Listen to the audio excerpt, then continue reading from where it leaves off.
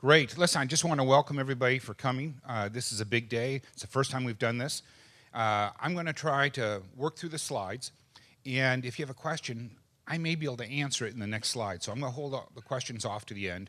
We're Facebook Living this, so if you missed anything, it's going to be recorded on Facebook. You'll be able to go back, and at the end, we'll have plenty of Q&A. Before we get started, though, I want to thank Foothills Christian Church. They have been just pillars in our community. They give back. They do so much, and to open up their facility and allow us to have this with the AV equipment, it's just fantastic.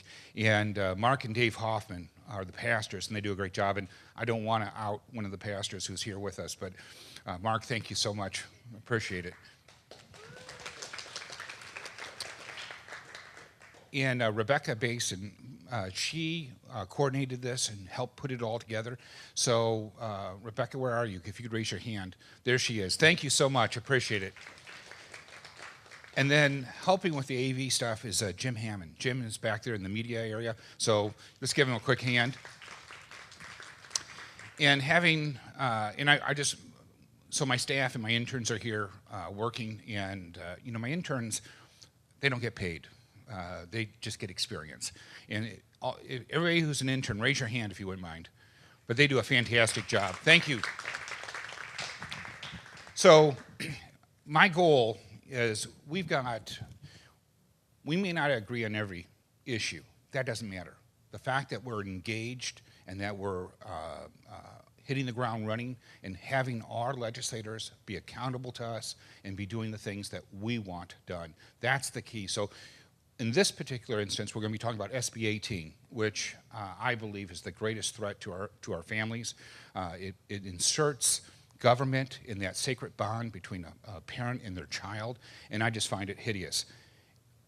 But everything that we're going to learn today works on any bill in any issue. So the techniques that we're learning should help you all the way through. And some of the stuff, I look through the room and look, you all get it. You showed up on a Saturday morning. You are already engaged. So a lot of the grassroots techniques that I'm going through, you are already applying. But there are going to be a lot of people on Facebook Live that may not know this stuff. So while some will be very basic for you, just be patient because we will get to a little more sophisticated things. And I always find that even though I know all these things, just going through them again reminds me of the good habits, and sometimes I get away from good habits. I forget to continue those good habits. So maybe this will just simply remind you of what has been very effective for you in the past. So when looking at this, we know many of us fought SB 277, and that bill slipped through our fingers. By the time we organized, it was already in the second house. It had so much momentum. It was really hard to turn that bill around, and we lost that. We lost that fight, even though it activated so many people that hadn't been involved in politics before.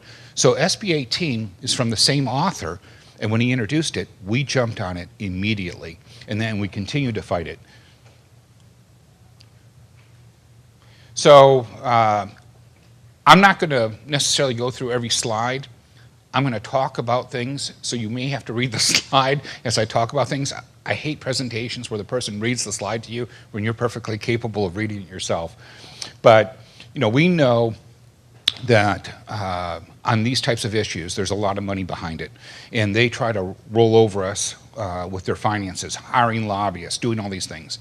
But we have numbers on our side. We have parents, we have activists, and we just need to simply cultivate them and get them engaged, because at the end of the day, we're the ones that vote legislators in. It's not the lobbyists. They can't buy their way in. They have to get voted in. And so we side with the people, and we work really hard with it. Now, I made some special notes here, so as I have to take a look, and I forgot my glasses, so I may have to pause to read carefully. But that's what we want to do. And what I'm really trying to do is turn you into citizen lobbyists. I want you to be effective, and I want you to be efficient with your, we're extremely busy. So I want to make sure that the time that you put in is used very effectively, that you're not just going through the motions without getting production.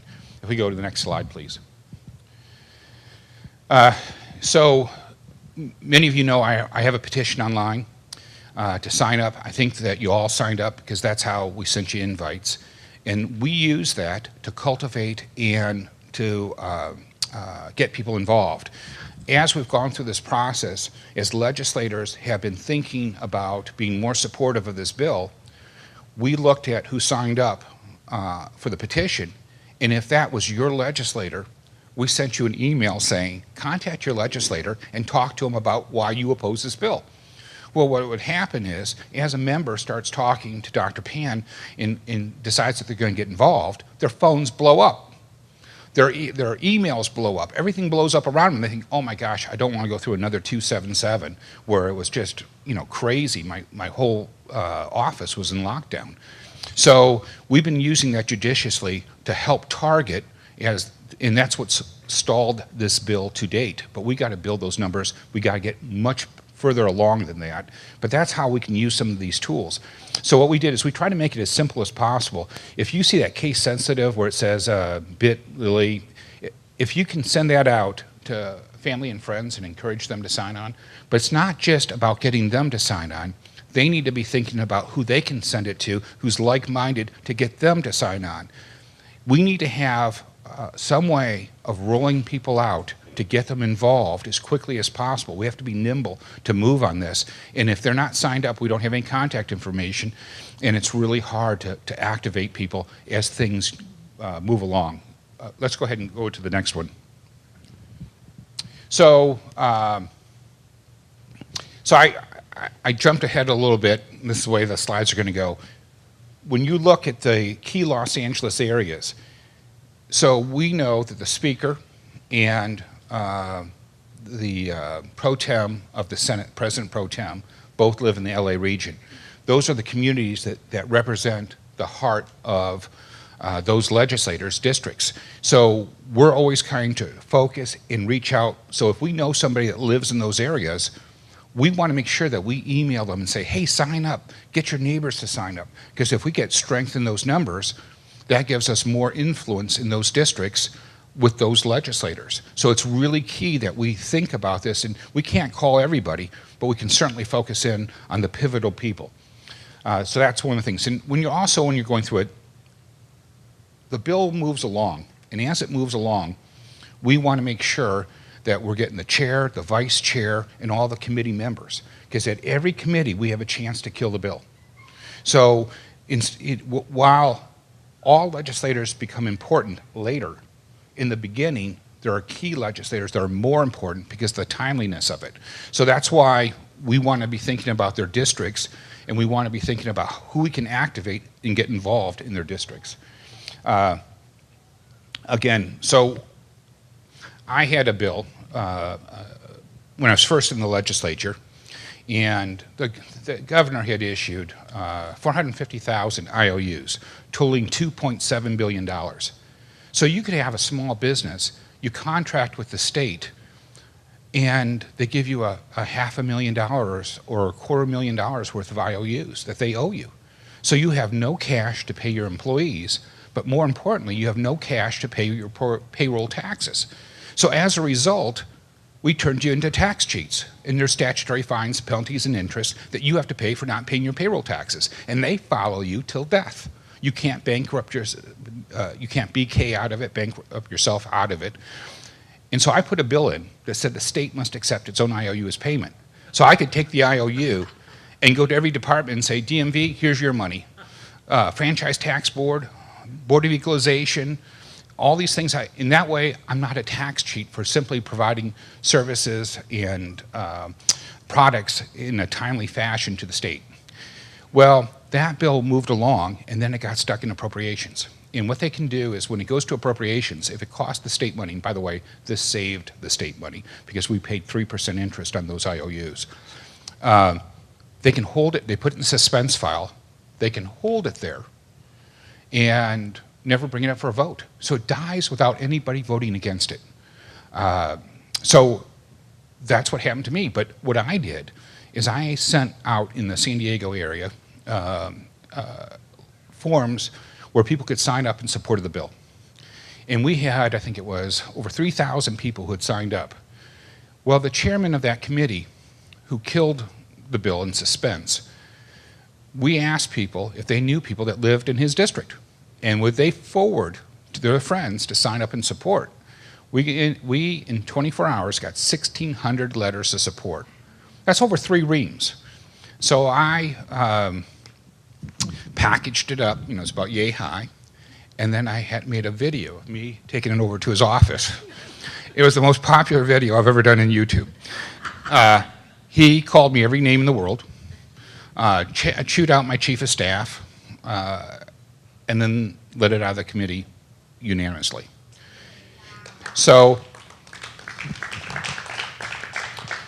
when we're thinking about these strength in numbers, we really need to think not just about ourselves, but who do we know and who do they know, and encourage them to reach out deeper, because the bigger the base, that gives us the leverage to go back to those legislators and light them on fire, or to encourage them at the right times. So we've got to be laser focused with how we approach it. But if it wasn't for my district signing up for my bill and giving me their emails so that I could notify them as to the progress and encourage them, that IOU bill would have died. And so it was really important that we were able to accomplish that. Let's go to the next slide.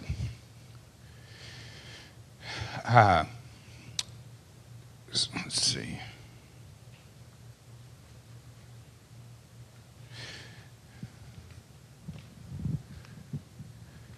So ultimately, it's people who vote in your district that elect you. Nobody in Sacramento, unless you represent Sacramento, Dr. Pan does, nobody in Sacramento gets their votes in Sacramento. Most all of us are in our districts, and our districts don't include Sacramento. So your voice in your district is way more important than the voice up in Sacramento. And so making sure that the legislator hears your voice and understands why this is important to you is crucial in moving forward. And I think that understanding motives helps be a better lobbyist. No legislator ran for office because he's trying to hold people down. Every legislator ran because they wanted to improve their community. They wanted to make their community a better place. But what happens is we don't agree what that looks like. And you can certainly understand, here in San Diego County, we don't have the same values as San Francisco County or Fresno County, or I don't mean Fresno County, Tulare County. Everyone comes from a different region, and we all have different values, similar values, but different. And so it's really important that we make sure that legislator knows, because they're trying to do a good job. Even if it doesn't look like a good job from our standpoint in their district, they got elected because that's what their district wants. It may not be what we want. But again, we have more in common than we disagree. I think that's where it's really confusing for most. Last year I did 62 bills with Democrats, and yet I have one of the most conservative votes in the legislature. There are plenty of differences where I have argued against my colleagues' bills, but there's many more times that we do agree and that we can come to common ground. So we're always looking for that common ground to figure out what's best. By the way, there is nothing good about SB 18. There's nothing common. This is one of those where we just fight tooth and nail. Let's go to the next one. So we want to activate others too, but another layer that we want to do is we want to reach out to the people we know. We're all spheres of influence. So if you know a group, or if you're part of a group and they have any inclination, let's encourage them to do letters of opposition. We want to get every organization that we can to send a letter of opposition. We want, when a legislator picks up the analysis of the bill, they always list at the back who's in favor and who's opposed. Let's make sure it's pages and pages of opposition. So if you're involved at your chamber, and you can get the chamber to write a letter in opposition, let's get the chamber to do it. If you can get your church to do it, if you can get your Kiwanis Club or your Rotary, sometimes these groups don't get involved politically, but sometimes they do. It doesn't matter. Let's get as many organizations involved with writing letters of opposition.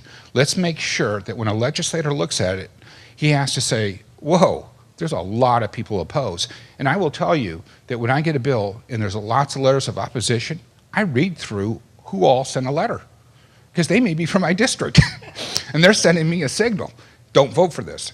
So let's make sure that we've crossed every T, dotted every I, and encouraged everybody to send a letter of opposition from organizations. When you send them individually, it just says 217 people sent a single letter. It's not the same as if they say the Booster Club, this organization, that organization, the Knights of Columbus, whomever.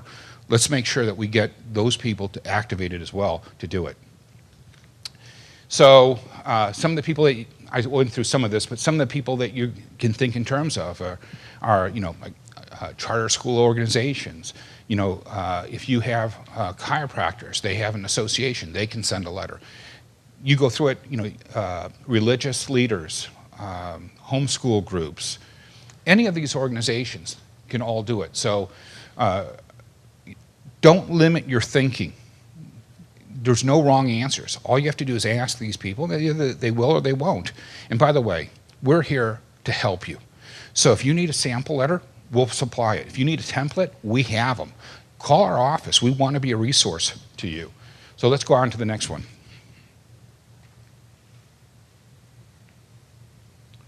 So most of you know this, but I just want to be clear. We have this, it's on the web, it's all over the place, but people need to understand what the path is for legislation. So if it starts in the Senate, then it goes through committee. First of all, the bill's introduced on the Senate side, then it goes to committee hearings in the Senate, then it goes to the Senate floor, then it goes over to the Assembly, and goes through Assembly committee hearings, and then the Assembly floor. If no changes have been made to the bill on the Assembly, when it's a Senate bill, then it goes straight to the governor. If there's been a change, then it comes back to the Senate floor one more time for concurrence. It's the exact same thing if the bill starts in the House. It goes to the House committees, the House floor, then the Senate committees, the Senate floor, and the same thing. So when we're targeting, we know SB 18 is a Senate bill, SB, Senate Bill 18, as opposed to Assembly Bill, AB. So we want to target all the senators first before we target the Assembly, because if we do a good job, the Assembly never sees it. When I first got elected, I tried to read every bill, and there's so many crazy bills. So, we introduce 2,000 to 3,000 bills every year. I can assure you there are not 2,000 to 3,000 good ideas in the history of man. So when we do that, I read all these bills and they never showed up because they were Senate bills and I was in the Assembly. They got killed in the Senate and I never saw them. So now I read bills as they come before me, but not before they come before me, because I don't want to waste the time if they're going to get killed. Our job is to make sure that no Assembly member ever has to read SB 18, that we kill it in the Senate. So let's go on to the next. So here's the deal. When you're talking to people, you get a lot more done with honey versus vinegar. I'm not saying that vinegar isn't important, but honey is really important. So you want to be polite. You want to be concise. You want that person to feel bad to let you down. You want them to understand that you're not out to get them, that you don't think they're a bad person, that you know they're doing their best, but they're wrong on this issue.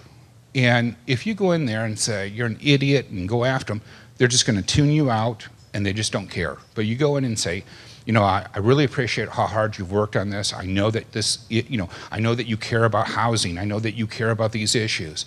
And I support your position on all that, but this SB 18, it's just the wrong way to go. And, let me tell you why it's such a bad bill, and I hope that you can vote against it and don't support it.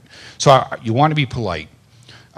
When you write people, don't send it. Look, you have to be accountable. So if you send me a letter and you say Jane, does that have the same weight as if you say Jane Doe, 123 Main Street, El Cajon, and here's my phone number? So I know you're a real person. When we send petitions out, we have to bounce it against the voter file because somebody will put Donald Duck. And when we use those petition numbers and we say to the press that we have over 50,000 signatures, the press will look for the Donald Duck and say it's 50,000 lies, and they'll make a big joke and mockery of it. So you want to make sure that you're completely transparent. You're proud of who you are. You're proud of what you do. You're proud of being a parent. You're engaged. So don't withhold that information. Don't worry that you may get extra emails. So what? People have put their lives on the line for the liberty that we enjoy today. We have to put our name and address on the line to make sure that those legislators know that this is important to us. So be sure that you do that. You include all your contact. And when you're sending a letter, if I get a form letter, it's terrific. It's not a bad thing. We keep count of how many we get in. If I get a personalized letter, we have to read it. Form letter, oh, it's a form. We read the first one, but we don't have to read any of them. After the form, if we get a personalized letter, and if there's a personal story of why this is important to you, if you have any kind, I'm not saying you should make it a novel, but a paragraph in there talking about what this means to your family, what this means to you, how this impacts you, and how you're worried about the future for your children and your grandchildren. That's important because you're trying to connect with that person. You know, when a person comes up and tries to sell you something, I mean, as lobbyists, citizen lobbyists, our job is to sell them on the idea of doing the right thing by us. So you don't come up and say, you want to buy this paper or not? You don't say that. You say, hey, I know that you like white paper with dark numbers, and I have this great paper, and I just want to tell you that we went to great care to make sure those numbers were numbers that are your favorite numbers. We want to encourage those people, so we were looking for that connection. So when you send a letter to the legislator, read their bio. It takes 5 minutes to read their bio.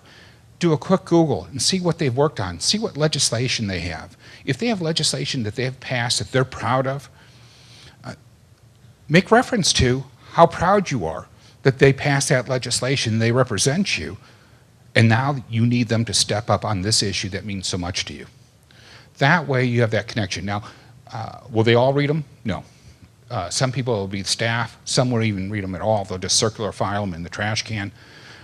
But we're looking to put a body of evidence together for that person. Some of it's going to get through. Some of the members read all of it. If it's really well written, when I say really well, if the story is very personal, it may get flagged by staff so that the person reads it. The other thing is, as we're moving forward, and you make an appointment to meet with the legislator. And by the way, you don't have to do it in Sacramento. District offices, it's the member, it's the quality of the person that you're meeting with. It doesn't matter the location. So you don't have to fly to Sacramento. It's great if you can, but you can do it in the district. It's every bit as important, and it's much easier to get access to the legislator locally. And it's more likely that you'll make that appointment and be able to keep that appointment. So if they say, well, the member can't meet with you, but Jane Doe, staff member, can meet with you, do a quick Google on Jane Doe. All these things apply the same. Make sure that you know something about Jane Doe. If there's something out there to know about that person, maybe they graduated from Notre Dame, and maybe they went to USC, maybe they went to SDSU.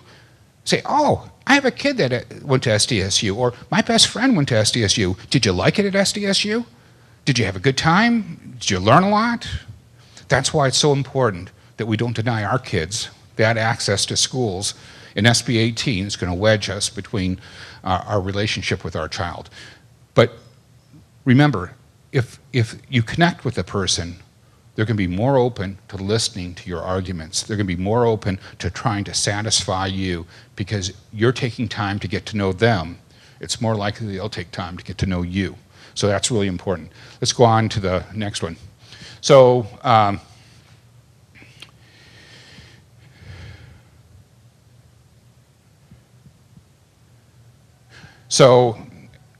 I take anybody who sends me a letter.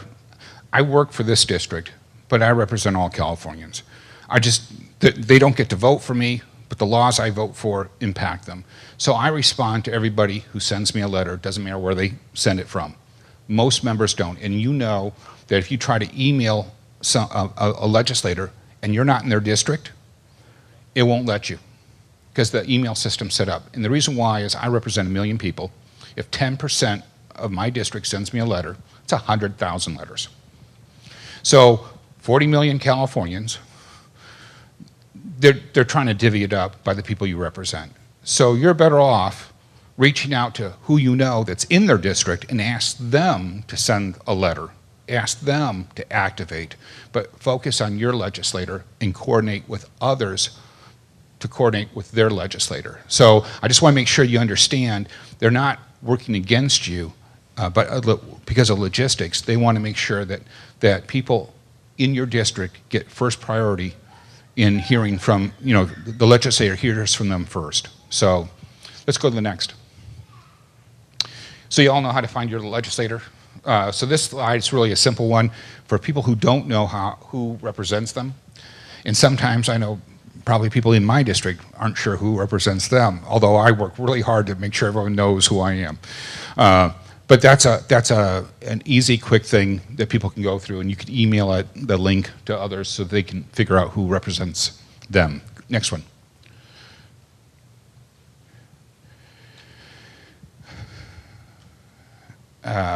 So we kind of went over this already about trying to make that connection. Now, what people do, though, is they will say, oh, you get a lot of money from pharma, so we know that we can't compete with their money. Don't do that. You're accusing them of a bribe. If you say that to me, I have no choice but to ban you. And the reason why is if you say that I can take a bribe, if you say a legislator can take a bribe and he continues to talk to you, he's negotiating for price. So the only way I can demonstrate that I'm above a bribe is simply cut off. What I do in my district, and we have like 20 people who I've had to ban, and I know that the people didn't mean it, but I have no way to defend myself. I mean, the press loves to go after legislators. And so once they do that, I send them a letter and I say, you can continue to email me and contact me and I'll read it, but I'm never going to respond to you again because I don't take bribes. And the fact that you mentioned that I could be bribed means that you're trying to negotiate with me, and I don't negotiate because I don't take bribes. So don't bring in contributions, even though it's tempting, and especially if the legislator is stonewalling you and you feel like lashing out, don't do it. Because at the end of the day, it's about our kids, it's about our grandchildren, it's about fighting for them, and sometimes you got to take it on the chin, and you just have to bite your tongue and endure it, because it's more important, the end goal is more important than how we get there. So don't give in and say something you'll later regret and get banned, because then you're no longer an effective lobbyist. Let's go to the next. So the do's and don'ts are pretty straightforward. Some people like to start a meeting and they walk in and they start, I want to talk to you. And do you want a hostile relationship or a friendly relationship? You get more with honey than vinegar. So you want to make sure. Now, I'm not saying that there isn't times that you can do that and it's necessary, but that's not the way to start a relationship. You want to be polite. You want to engage them in a way that they want to serve you. I mean, they signed up to make their community a better place. Give them the roadmap of how they can accomplish that. And show them in sheer numbers that the best path for them is to be on your side. When you meet with legislators, I know it's fun to have 15, 20 people in the room. That's not effective. You're going to have 10 minutes, 15 minutes of their time max. You want to make sure your spokesperson is, now you can have more people in the room, but don't make it so difficult. There's no place to sit. And then people are worried about how claustrophobic it is. They're not thinking about what you're saying. You can set up more than one meeting in different groups. That's another one. Say, hey, we're a group of moms, we're a group of educators, we're a group, we'd like to come meet with you on this bill. So you can still have the same FaceTime and do it, but just break it up and call yourselves different groups so that it isn't the same group. Now, a lot of times when I get a bunch of these calls, we'll have a town hall. I'll cut through the chase. It was an education bill, and we had an open forum, and we invited everybody who contacted my office to come and talk about it. The thing about it is, everybody who wanted to talk to me, I agreed with. And no matter how I said I agreed with it, they still weren't happy with it. They wanted to tell me, see, when I read a bill and I find something wrong with it, I vote no. I don't go on and read, oh, there's one bad thing, let me see how many more bad things I can find. Now, if they fix the one bad thing, then I'll read further. until I find the next bad thing. But I don't make a list of 50 reasons why I hate a bill. I just generally stop at the first one and say, I got a problem.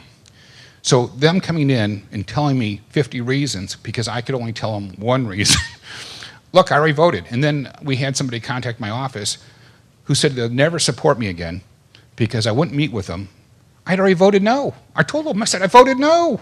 I can't vote no twice. I only get one bite at the apple. I did it already. And that wasn't good enough because he wanted that FaceTime to tell me why it was a horrible bill. I voted no. So, you know, it's not about us. It's not about your ego. It's about scoreboard for your kids. It's about getting the member to do what you need them to do in the easiest and best way. So try to limit it to 2 or 3, maybe 4 people. Make sure that you've scripted what you're going to say. Don't go in there and say, well, you know, let me think. This is bad because you know you have a short period of time. Don't get caught up. Some legislators, what they'll do is they'll say, oh, what a lovely cup you brought. And you say, oh, yeah, I got this in Bangkok. Really? When were you in Bangkok? Oh, time's up. You didn't get anything done. You got completely sidetracked. Go in there and say, hey, thank you so much for taking the time to meet with us. We are deeply concerned about this bill. And then, Fran, why don't you go first? And Bob, you go second. And have a scripted point to bring up. And don't interrupt each other. Remember, if you had 5 minutes to make this count, you want to make it count. And then if you have extra time, great. But make sure you make those points. And don't, 277, we saw lines of 300, 400 people waiting to testify. And the press went along looking for the goofiest person. They didn't go to the articulate one who could formulate sentences and represent us well. They went to whoever they could find that would say something goofy to undermine the credibility. Make sure that you're scripted and practiced. I'm not saying that you read a statement, but know your arguments. If I were to ask you about your kids, it would just roll out of your mouth. And you wouldn't have to think about it twice because you know what makes your kids great. That's the way you should feel about your arguments here. It should just roll out. It shouldn't feel scripted, but it's well honed. We want to make sure. Let's go to the next one. Okay, so Twitter is very powerful, and we want to use social media. But again, if you are a bully, if you use foul language, if you go over the line, you're going to get banned, and then you no longer have a voice. So, and the other thing is, when you tweet, be smart about it. Use hashtags so that people can go back and see. If they're trailing that hashtag, they can see and you can coordinate. If 100 people all tweeted once a day, but you saw what the other people did, you could augment the arguments and keep it alive and moving so that that legislator gets the full realm of why this is so important. Most of the legislators, I tweet personally. When you see the tweets, 99% of the time, unless it's a scripted tweet of having an event, it's me. And so when you respond, a lot of times I'm responding to you. And so the other thing is, use the @. Include others. Take a few seconds, Google, and see what reporters have written on this bill. And put @Jane Doe, Sacramento Bee. So that way, they see the activity. It will pique a story. If there's a whole bunch of activity and everybody's talking about it, they're going to go back and say, wow, well, what's going on? And it's going to give them reasons to write. And they may reach out to you to say, can I get a quote from you? Can I interview you? You want that to happen. You want to make sure that you're the person that's speaking to them because, one, you've already thought through your arguments. Your arguments are well honed. You're articulate, and you can make the argument. You're not going to let them pick somebody off the street who's random, who's going to say something goofy that embarrasses you. And I believe that there are actually people that are plants. So I had an event, and it was on SB 54, and I had a woman come up, and she was very angry, and she was going after me. And nothing that she said I disagreed with. She agrees with me 100%. And when she got done, I said, I don't understand why you're so angry. We completely agree. You have restated everything I've stated. Because I know, but I want to be on TV. Let's be smart. Let's win. And I just thought, so now on TV, people are seeing this as they put below my name that people came to protest me. You came to protest with me. Don't let the media write the story. Let's give them the story that's an accurate story. Let's make sure that our side is represented well. So Twitter is a very, very powerful tool, but make sure hashtags and ats are being used. So much for my handwritten notes. I think that I haven't used it. I started to, but let's get to the next one. Okay, so as we're getting into this, remember we want to know about our legislator. One of the best ways is sign up for their emails so that you know what they're promoting. You know what they're talking about. That helps you, because if you're in there speaking with them, one of the things you can say is, Joel, I saw that you have this town hall. It's really terrific. And then you can go into, boom, your subject. But it breaks the ice. The other thing is, they may announce where they're going to be.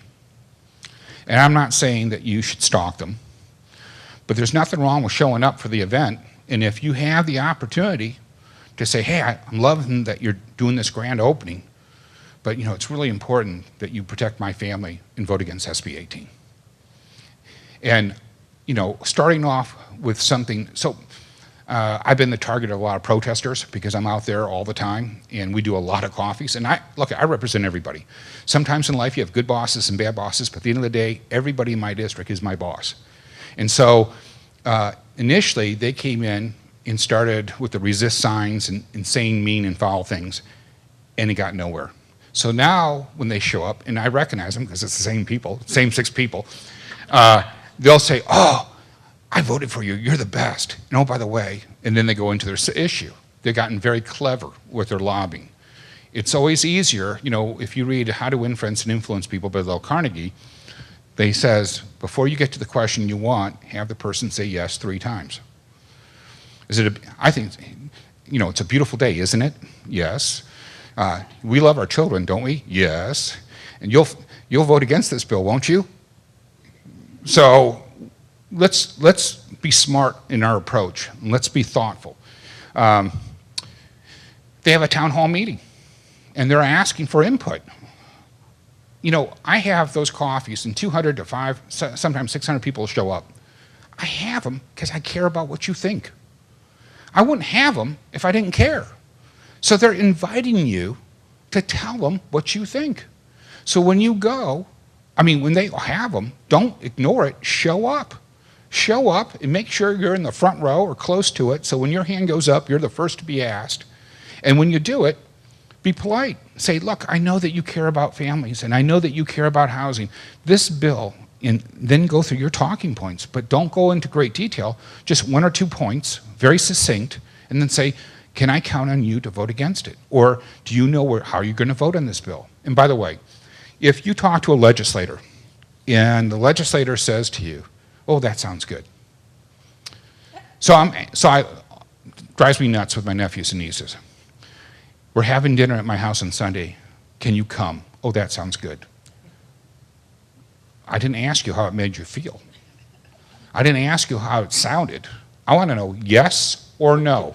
That's the only answers that matter. Yes or no. Are you going to vote for this? Yes or no. Now, if they say I'm leaning this way or that way, well, then that's your opportunity to say, well, can I set up an appointment? Since you're only leaning, may I set up an appointment in your office and talk to you about it? I only need 5 minutes of your time. But that's your opening. But don't let somebody tell you how they feel about something. Don't let them tell you about how it sounds. You want to know, are you with me or are you against me? Do I have to amp up the pressure, or do I have to give you political cover because other people are going to attack you for holding my position? That's the other thing you need to be thinking in terms of. If your legislator is correct, on the issue, you call them, they say, we're going to oppose it, send them thank you notes. Bury them in thank you notes of saying, thank you for protecting my family. You know, if I get hundreds of letters thanking me, and then I have to turn around and say, I changed my mind. You know how much harder it is when I know everyone's watching? You know how much harder it is when people have already thanked me? Because I now know I'm making an enemy of every one of those people because I've lied to them. So don't just think in terms of letting them know. I mean, what you want is a personal relationship with that legislator. Even though you may not know them personally, you want to develop that and cultivate that type of relationship. So next one, please. So timing is key. So when we go through this, now look, if your legislator isn't going to vote for it for a couple months, help in other districts, you know, wherever they need, but you can still contact them and move ahead. But the people that are most critical, and the reason why it's so important to get as many people to sign up on the petition is so that we can activate them. So if I tell you that these 5 legislators are going to vote on it in the next 2 weeks, we know that 90% of our efforts have to be activating people in their districts so that they can let their thoughts be known to that legislator. So all this does is help us prioritize what comes first. We still need to activate as many people as possible consistently because somebody in San Francisco may know 40 people in my district. And contacting that one person, you don't know how it's going to ignite. You know, they could have moved from San Diego to San Francisco, and they still have all their network of friends. You know, crazy as it sounds, we have people who are longtime activists in my district who don't even live in this state anymore who are here today with us because they still care. So, okay, next one. We want to reach out to the media at every opportunity. What we want to do is we want to make sure that, now we talked about with Twitter, about including @ and hashtags, but write a letter to the editor. Write an op-ed. Op-eds from everyday citizens work just as good as elected officials. When you send a letter to your legislator, send a copy to the press. You know, you don't know if it's a slow story day. It could be extremely slow, and this is the hottest story that comes across their desk, and they may do a story on it. If a bunch of you are going to meet with the legislator, do a press advisory. And by the way, if you don't know how to do this stuff, contact my office. We have templates. We'll show you how to do it. You know, I'm giving you all the tools to make my life miserable. So I just want to be upfront about it. But you know what? You're my boss. I work for you. So you're not making my life miserable. You're giving me great clarity on where people are in the district. So we want to give every legislator that same clarity. And so when you do it and you do a press release out, you could say,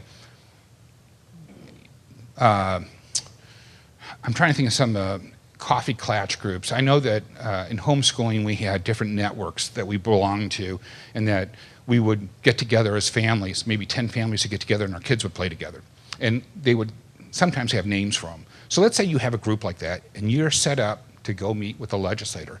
Do a press release out to the press saying, we're all very excited to meet with our legislator. They were kind enough to make time for us, and we're going to be talking about this issue because it's so crucial to our family. What if you get a TV station to follow you?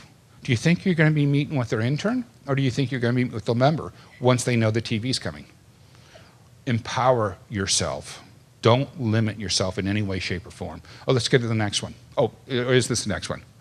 Oh, so when you're doing the letters to the editor, most of them are 200 words, so you want to keep it within 200 words. They'll tell you exactly what they accept, what they don't accept. And you never know. If it's well written, they'll pick it up. You know, I've long before I got elected, I'd do letters to the editor, and sometimes I'd get an op-ed. And I had several op-eds before I ever got to the legislature. In fact, I think I had more op-eds than after I got to the legislature. So, next one. You can create press. If you decide just to have a rally, If you have a group and you think that you can get 50 people to show up committed, then pick a target and saying, we're parents standing up for our kids and opposing SB 18. And make sure that you have a spokesperson set up so if press shows up, that person's out there. You also remember, when it's TV, you want to make sure that it's visual. If it's radio, they don't see the 15 kids that are around you. If it's TV, you want to be surrounded by kids that are exciting, that's fun. It gives people something to, and you're talking, it gives them something to look at. At the same time, you're talking about why your relationship with your children is so important and how SB 18 targets that. So don't limit and say, well, I can't get press. Of course you can. And it might be that it's a PTA group, just a group of parents from the PTA club, and you decide that you're going to have this. And you can go to a public park and do it. You can have it at somebody's house. It doesn't matter. The big thing is you simply get the message out. Plus, you want to use Twitter, you want to use Facebook, Instagram, you want to use all those techniques to get that message even further out. But can you imagine a legislator who's leaning in favor of this bill, and he sees 15 or 20 of these events? And by the way, when you do this, you want to make sure you invite the local legislators, right? So whether they show up or not, they know that you're activated, that you care, and you're laser focused. So it'll be game on if they're thinking that they're going to cross you, because they know that there are people that care. If I never get a letter on a bill, nobody cares. If no one's having a rally in my district on that issue, nobody cares. The people who care, I hear them. So let's say you had 15 of these events, small events inside the district, and you've invited a legislator, at the very least, their staff are going to say to them, oh my gosh, this thing's like a wildfire all over our district. So the most controversial bill that I've ever had to vote on twice was spade neuter. I got over 1,000 letters in 1 week in favor of it. I got 1,002 letters opposing it in 1 week. It was split down the district 50-50 between whether people believe that there should be mandatory spade and neuter. I wish I could say that we received that many letters on SB 18. So, but the point though is, when people want to be heard, the offices hear it. So we need to think of ways, creative ways of doing it. So having a little event, doing a press release out, inviting the legislator, and taking a Facebook Live of it, and interviewing and posting it up on your Facebook and posting it up on the web. It generates interest and generates momentum. Really important. Let's go to the next one. So when you're doing the PR and all the rest, this is a great graphic. It kind of tells you in a more scientific way of what's important. And it's in your pamphlets. And by the way, anybody that's watching on Facebook Live, we've made this whole presentation available. If you contact our office, we'll email it to you, or email us and we'll give it to you. Let's go on to the next one. So you know what the issue is, right, from the very beginning? If the person's not voting with you, you elected the wrong person. We need to pick up the pace and make sure that we get the right people elected. It's always easier to communicate with somebody who agrees with you from the beginning, so that we aren't constantly fighting bad bills, but we're encouraging good bills. So this is just one phase. You want to be engaged through the process all the way through. We really have to be focused on making sure that quality people get elected. That means that you may have to run yourself.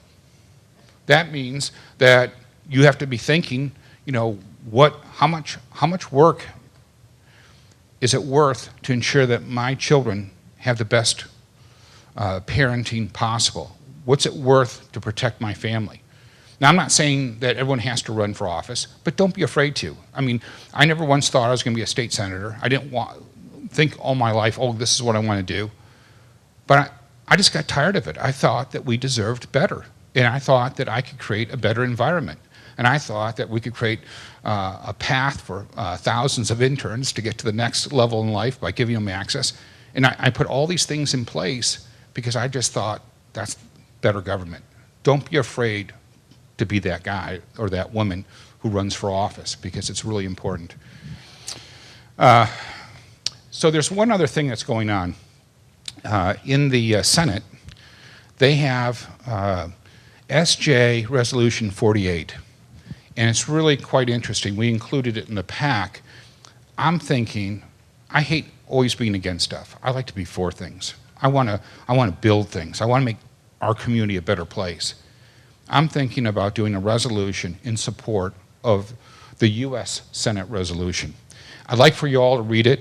Send me an email and tell me if this is something that you'd like to see done, because we're going to have the last thing I want to do is split people who agree that we've got to stop SB 18. And I don't want to take us off course, but at the same token, if we turn around and we said we're against SB 18, but we support this Senate bill that says that parents should have control over raising their kids, and that parents are the best source for their children, as opposed to SB 18, who says government knows better than parents. So take a look at it. If that's something that you think that we should be supporting, I'll introduce that resolution in January, and we'll start working on a positive track, so that way legislators will have a path. If they think it's important, they can choose one or the other, in that they don't have to be just against 18, they can be for this. Now, we're going to open up for questions. I give you a lot of materials. Again, I am so happy that you're here, because you took time out of your day to put your family first and your country first, so thank you for that.